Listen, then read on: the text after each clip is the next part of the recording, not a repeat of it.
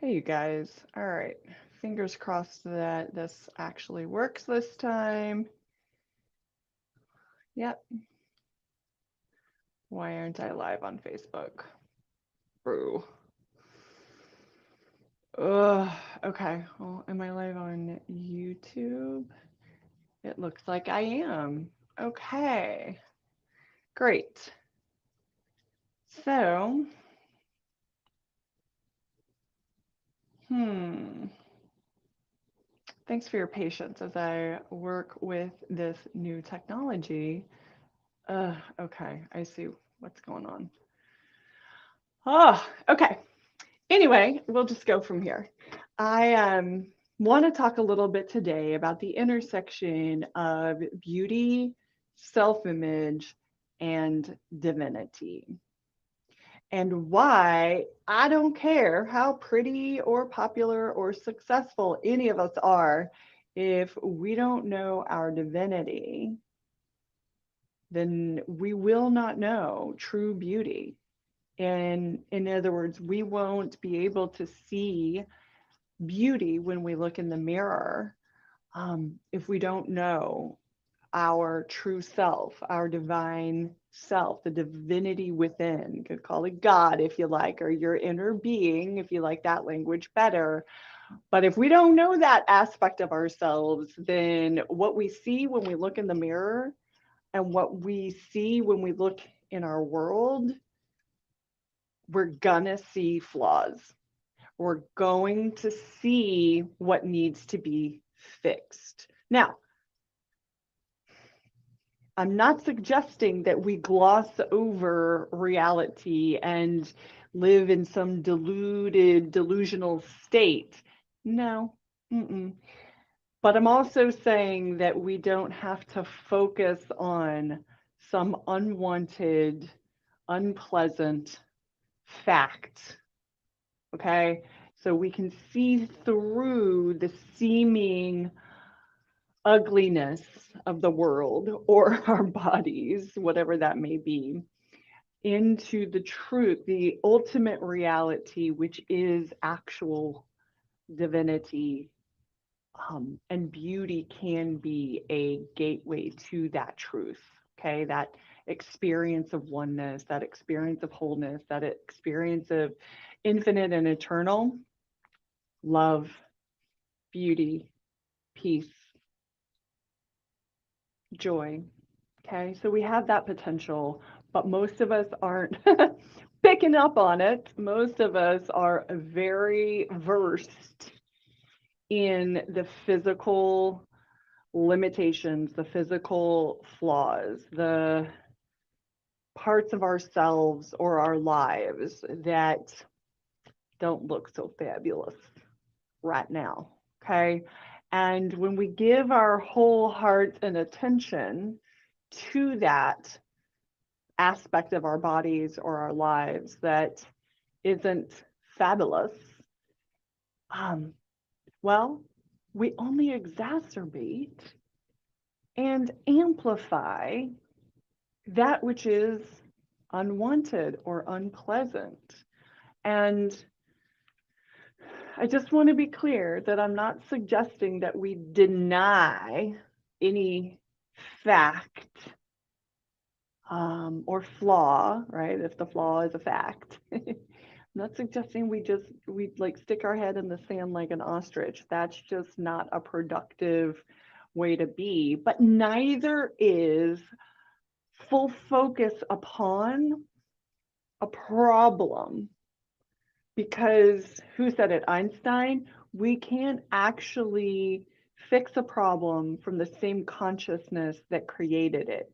I'm going to say we can't alleviate a challenge with the same consciousness that is perceiving the challenge. Okay. So, what does that mean? It means we have to rise up in consciousness. We have to know the truth of who we are. We have to recognize our divinity. Now, That's me saying it nicely. If I'm going to be straight up hardcore with you, I would say you have to realize you are God in human form. Okay. But I know that sometimes that can be triggering for people and maybe a little too big of a bite to chew on and assimilate and digest. So when I say know your divinity, what I'm saying is realize that the aspect of you that is viewing with your eyes the situation, whatever that may be, whether it's fabulous or not so fabulous, right? The you that is actually witnessing, observing, and perceiving that situation is, in fact, divine or consciousness or the infinite I am, aka God. Okay. And so um, if your concept of yourself, your self-image is separate, you see yourself as separate from the divine, then you will never be free, A, or fulfilled, B, which freedom and fulfillment are like happiness, joy, abundance, right? Loving, connection, all of these things reside within, rather, we want all of those things because we think that they will give us the freedom and the fulfillment that our heart yearns for. But as long as we perceive ourselves, if our self-image is separate from God,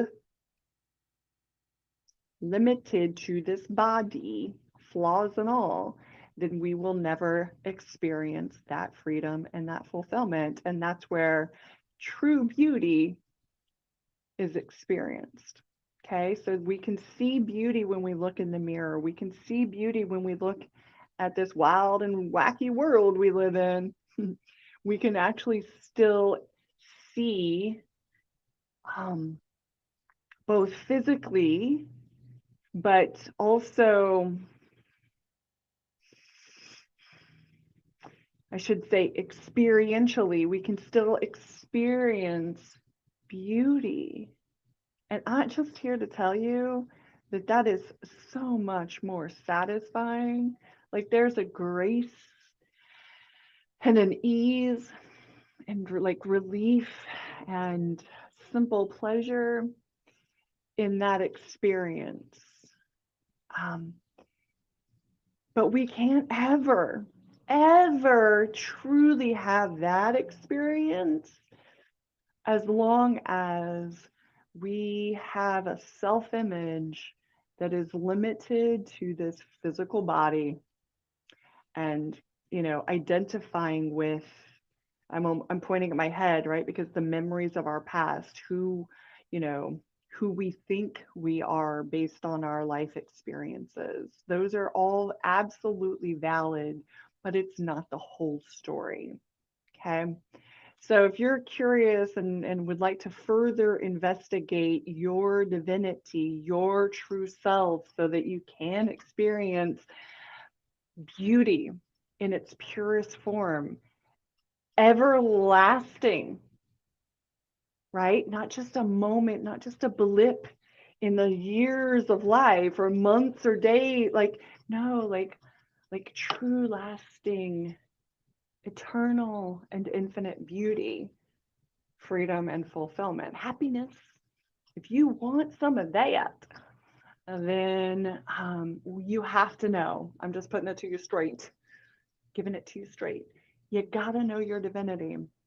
You've got to know that who you are, if we stripped away all your body parts, what would be left, right? Your past and your current, even your current roles and responsibilities, if they were all stripped away, what would be left?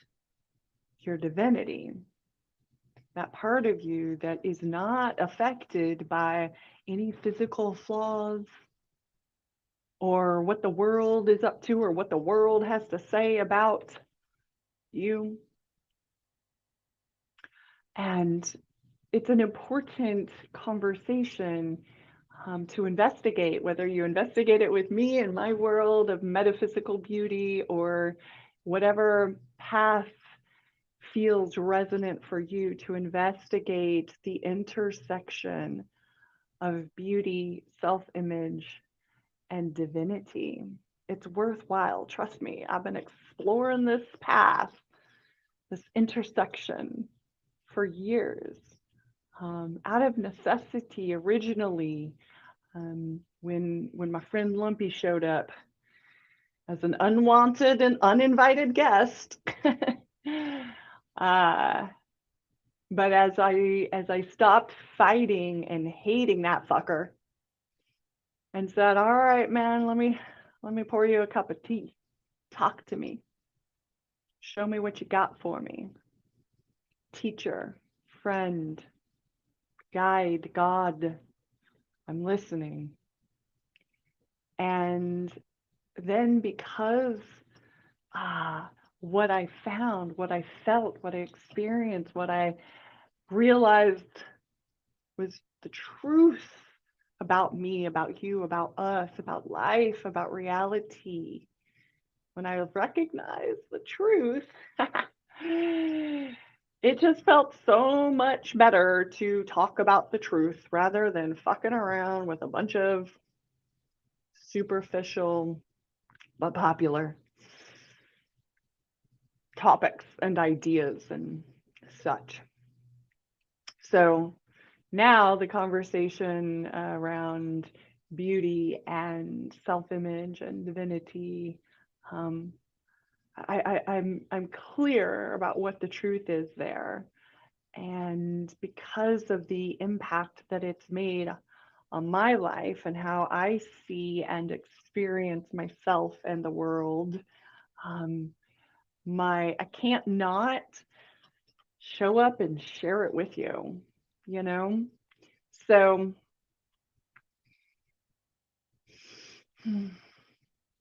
yeah, so it feels real good to realize the truth about beauty, the truth about who I am and who God is, and then talk about it, share it, invite other people who are curious into the conversation. So if that's you, come on, let's talk.